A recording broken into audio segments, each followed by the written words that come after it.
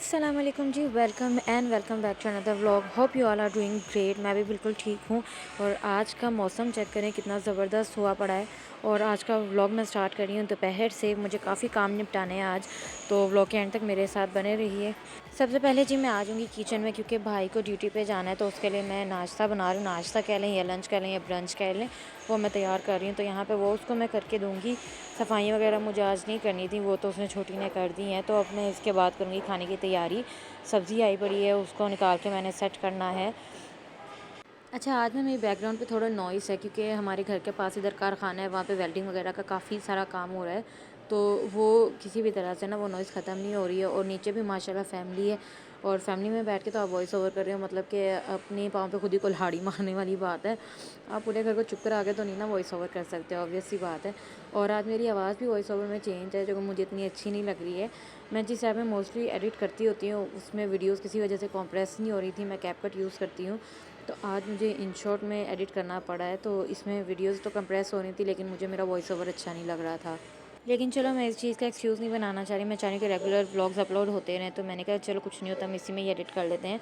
मैं सुबह के 3 बजे तक बैठ के एडिटिंग करती रही हूँ, और उसके बाद मैंने देखा तो कितने सारे मेरे कैमरा एंगल्स ठीक कैप्चर नहीं हुए थे।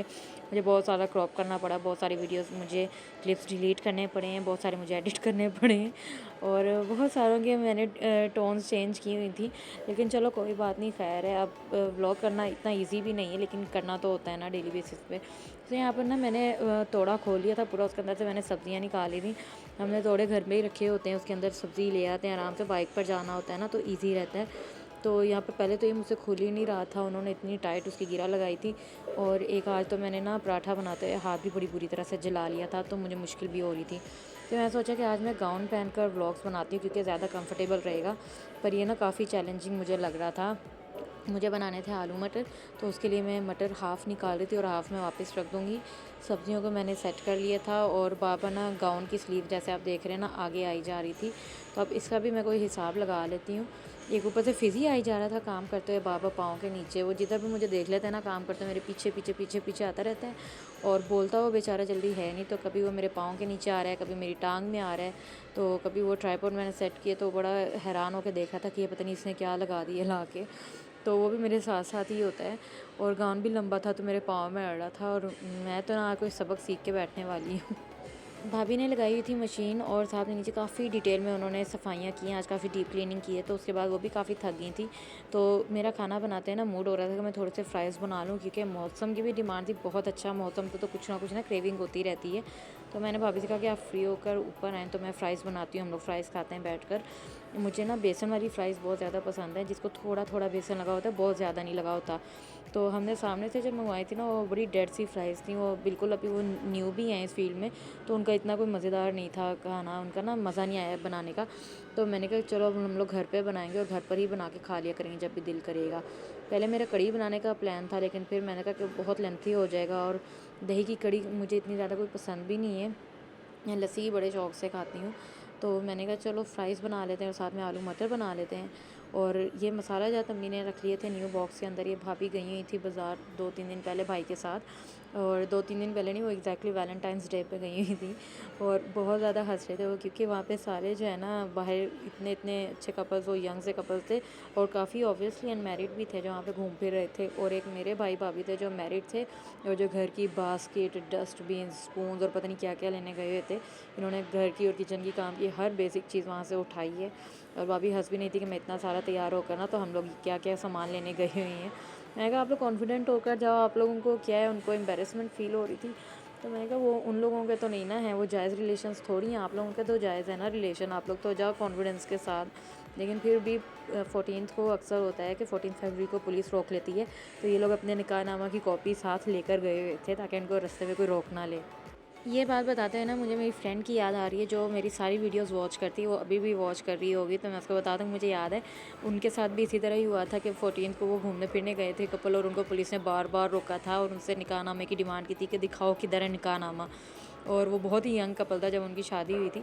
तो उनसे मैंने सबक सीखा था कि जब न्यूली मैरिड कपल हो, और 14 को स्पेशली अगर आपने कहीं बाहर जाना है ना, तो लाजमी साथ में निकाहनामे की कॉपी आप लोग रख लिया करो। और यही बात फिर मैंने भाई से कही थी, और उसको ये आइडिया बहुत पसंद आया था, और ये उनके काम भी आया था प्रैक्टिकली।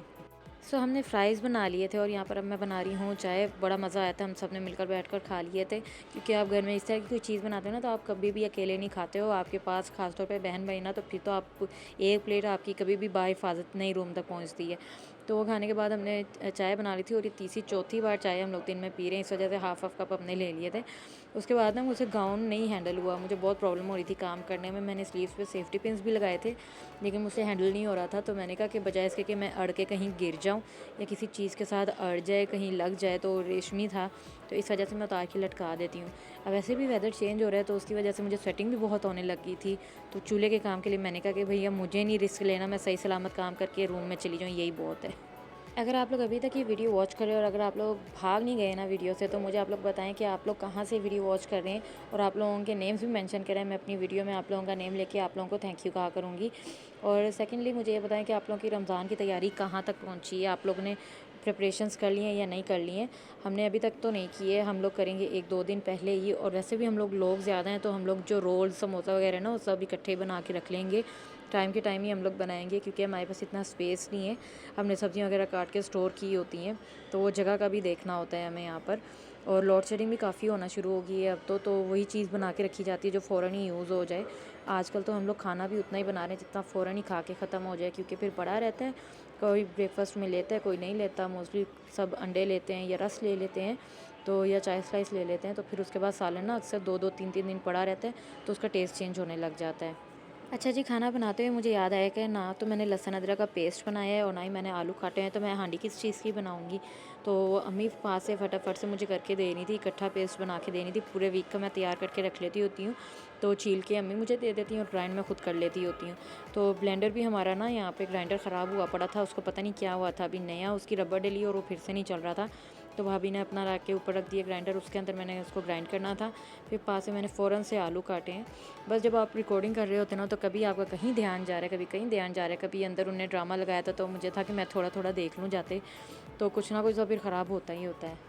भाई अल्हम्दुलिल्लाह आज ड्यूटी पे काफ़ी दिन बीमार रहने के बाद उसने रिकवर किया था, और उसकी जो बॉस हैं वो बहुत अच्छे थे, उन्होंने बड़ा अच्छा उसको बेड रेस्ट का टाइम दिया था। तो अब वो गया हुआ है वहाँ, और उधर उनकी पार्टी है, बारबेक्यू नाइट है, तो उन्होंने तो खाना वहाँ से खा कर आना है।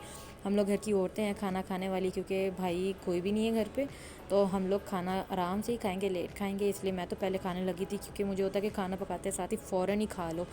तो बाकी सब तो देख रहे थे, फैसल कुरैशी का कोई ड्रामा देख रहे थे।